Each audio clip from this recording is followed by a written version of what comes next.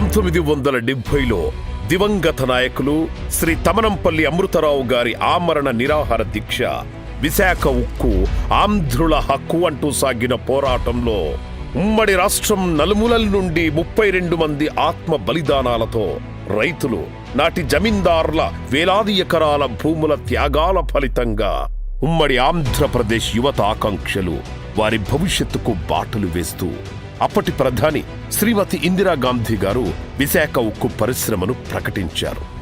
నాటి నుండి నేటి వరకు ప్రపంచంలోనే అత్యుత్తమ ఉక్కును వివిధ దేశాలకు సరఫరా చేస్తూ ఉత్పత్తిలోనూ ఎగుమతుల్లోనూ ఉపాధి కల్పించడంలోనూ విశాఖ ఉక్కు పరిశ్రమ అగ్రస్థానంలో కొనసాగుతూ ఉంది. పరిశ్రమనే ప్రైవేటుపరం చేయాలనే నిర్ణయంతో వారి జీవితాల్లో అంధకారం అలుముకుంది.